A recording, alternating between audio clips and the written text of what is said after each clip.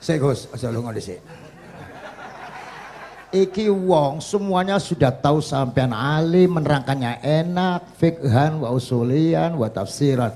Cuma mereka yang tanya itu, biyen belajar piye kok iso alim kaya ngono, ya kan? Nah, terangkan Gus, terangkan. Mati.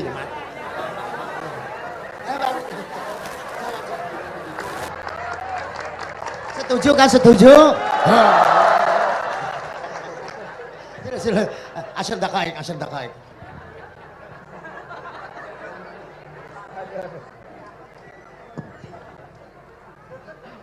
Andai kan pertanyaan itu ke Mbah Mun, mungkin jawabnya gurune sopo.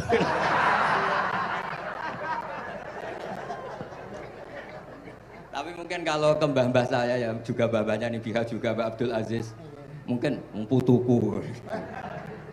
Tapi kalau saya ingin cerita tentang saya paling ya, aku sregep. Yang jelas tuh dari kafadlu wa yuti apa?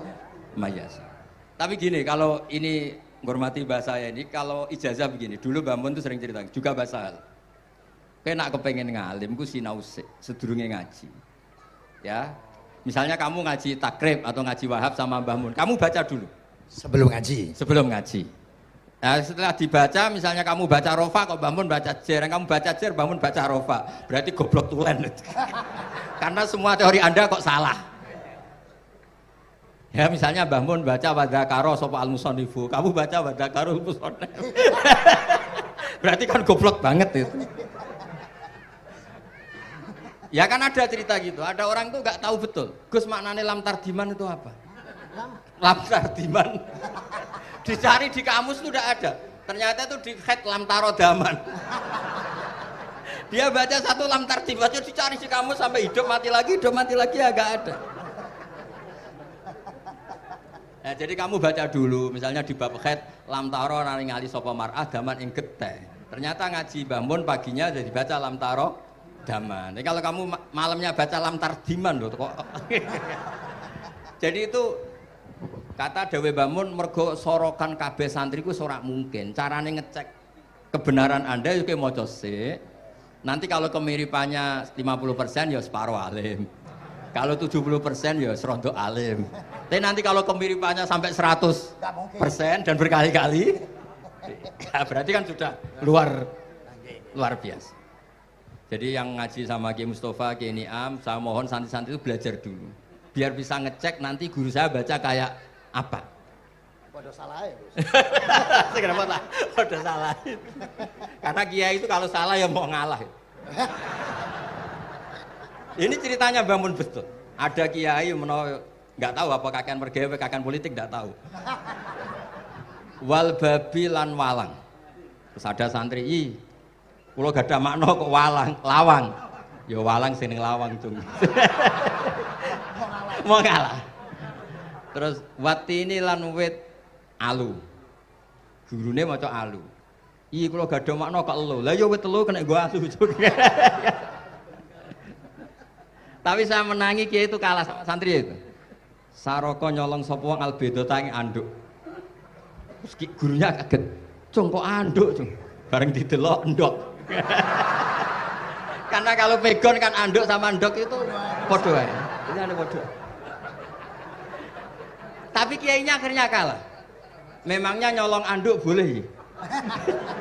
Yo ora, cung, yo haram, yo padha wae kalau gitu nyolong. Nyolong endok ya haram, nyolong anduk haram. Lo cerita itu masyhur itu. Kalau cerita yang terkenal di Lirboyo itu kan ada santri dari Jakarta di kelas. Gurunya bilang Ja'a Zaidun, Zaid datang. Waro'a itu Zaidan, saya melihat. Si murid ini itu melihat pintu terus. Lama-lama gurunya itu tersinggung. Kamu diajari pelengahan nggak sopan. Habis Ustadz bohong. Lah kenapa bohong? Katanya Ja'a Zaidun, Ra'aitu Zaidan. Zaidnya mana?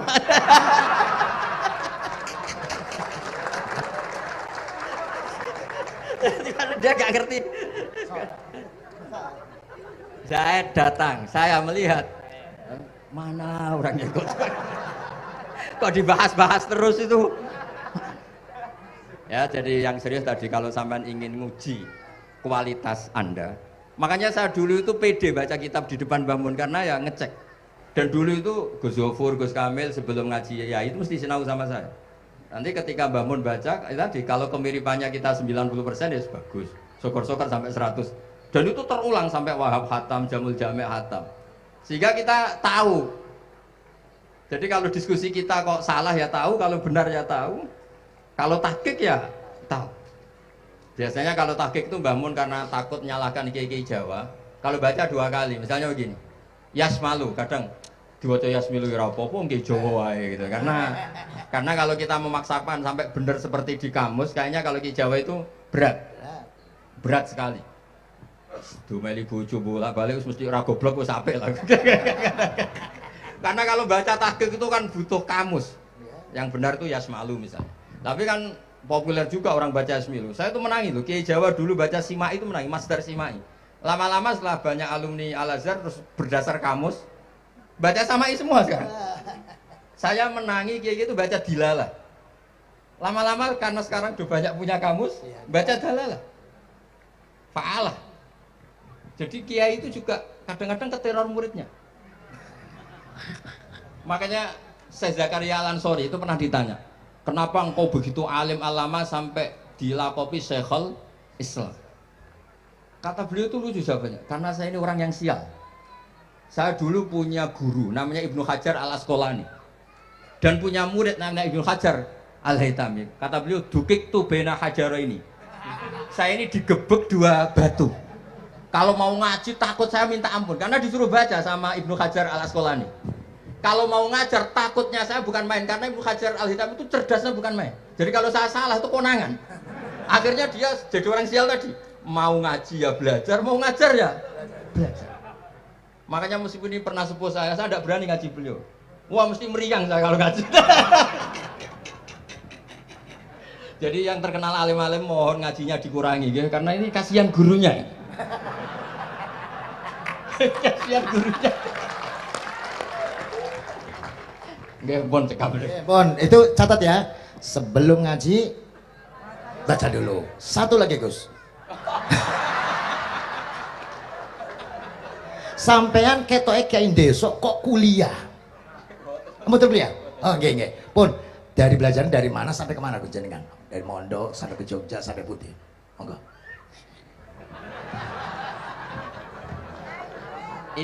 Ini karena sesuai kontrak, nggak boleh nyulaini janji. Sekali aja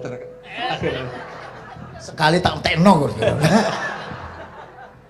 Jadi sebetulnya kalau di ilmu, saya kan sering ketemu ahli geologi, ahli sosiologi.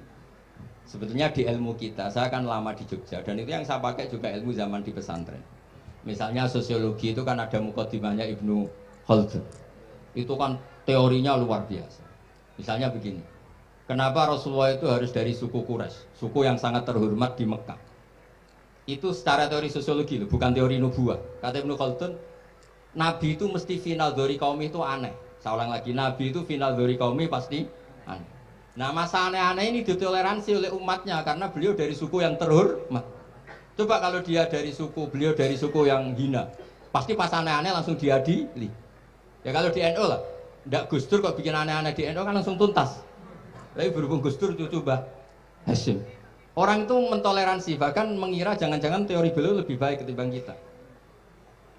Nah makanya terus kata Ibnu Khaldun, ma ba'atsawu nabiyan illa fi mana'atin min qaumin, tidak ada nabi diutus kecuali dari kaum terbaik supaya masa-masa transisi ini nggak ada perlawanan. Nah, itu namanya sosiologi. Sehingga beliau ngendikan, ini versi tarikh bukan versi Ibnu Khaldun saja. Ketika sahabat disuruh hijrah karena disakiti orang kafir Quraisy, lah engkau sendiri ya Rasulullah, saya ini orang Quraisy, nggak akan ngalami yang seperti Anda. Nah itu namanya sosiologi. Begitu juga matematika. Saya sering ketemu pakar matematika dari UI, dari UGM. Misalnya bilang zakat kan 2,5% misalnya zakat tidak. Saya bilang kalau ngitung itu porogabit, padahal kita zaman sekolah porogabit itu pantangan. Tapi saya bilang saya punya matematika lebih cepat. Apa itu Pak Bah? Kalau manggil saya Pak Bah. Kalau di kitab disebut rubu'ul usyur apa? Jadi bertahap. Misalnya 1 juta, usurnya akan 100.000. Setelah 100.000 rubuhnya 25.000. Itu kita tidak usah pakai catatan bisa. Nah itu matematika Arab. Makanya orang Arab tuh nggak bisa nulis, tapi matematikanya cepat karena bertahap. Misalnya 1 miliar ya cari aja usurnya 100 juta. Berarti rubuhnya 25 juta. Berarti 2/5, 2,5-nya 1 miliar itu 25 juta. Tapi kalau orang Arab bilang itu rubul usur. Diusurkan dulu baru dirubuk. Misalnya 6. 2/3 6 berapa? Orang Arab bilang sulusan. 6 sulusnya 2. Sulus 2 kali berarti 4. Sama misalnya zakat zuruk. Zakat zuruk itu kan al-usyur sama nisful usyur. Berarti misalnya kalau tidak disirami ya, tidak biaya, zakatnya itu 10%, berarti per 100 10. Nah, sekarang kalau 10 ini kan berarti 1/10. Lah nanti kalau disirami pakai biaya namanya nisful usyur, berarti 5. Jadi orang Arab itu nggak mau langsung bilang 5 karena kalau 100 dibagi 5 itu jadi 5 itu mikirnya panjang. Jadi diusurkan dulu terus nanti dibilangkan nisful usyur. Jadi ilmu khazanah kita ini sudah luar biasa. Nah, itu makanya terus orang Arab kalau ngitung matematika itu udah usah tulisan, udah usah porogabit karena bertahap tadi. Jadi misalnya 2,5 bahasannya apa? Rubu'ul usyur. 1 miliar usurnya berapa? 100, rubuknya berapa? 25. Nah ini semoga buatan ngingkari janji. Wassalamualaikum warahmatullahi wabarakatuh. Matur. Sebetulnya masih ada satu lagi, cuma ampun. Beliau adalah sangat hafal dengan nu'util masyayikh. Artinya sebutan, kenapa Imam Ghazali itu Syekhul Islam, Hujjatul Islam, kenapa Imam Anu Syekhul Islam, kenapa Imam Anu, sahabat Anu, ada Saifullah, ada Asadullah, itu biar ahli sekali, karena ini belum tuntas, jadi ya berikutnya insya Allah. Kita mentongakakan, ya Allah, moga-moga Gus Bah gelem kono ndonga. Jajal, dongane Gus Bah karo donga sampean mandindi kira-kira. Matur nuwun Gus, matur nuwun Sayyid, matur nuwun, sangat matur nuwun, sangat masya Allah. Niki jelas Gus Bah itu enteng, cepet, itu diterimanya ku, apa jenenge keterangannya cepat dan lain sebagainya cepat. Enggak ada kayak yang jelimet. Tak kira, apalagi saya mendengar dianya saja nggak paham kok. Nah itu, nah, demikian matur nuwun, sampai kudu matur nuwun sangat wong sing lagi uzlah ora gelem, luar biasa. Kita hanya dawuh selanjutnya atau mohon Gus. Kulo sak sedulur sak santri-santri nek pas jenengan donga pas uzlah njaluk ditungakne ngoten mawon. Nggih, mboten pun nggih. Sapa itu? Allahumma shalli ala sayyidina Muhammad wa sallim ala alhamdulillah rabbil alamin. Allahumma rabbana zalamna anfusana wa illam taghfir lana wa tarhamna lanakunanna minal khasirin. Allahumma ya Fattah ya khairal fatihin iftah qulubana washrah sudurana waj'al ulumana nafi'ah waj'al a'malana salihah waj'al dhurriyyatina thayyibah waj'al hayatana hayatan mutma'innah marzuqah salimah minal afat wal balaya rahmatika ya arhamar rahimin.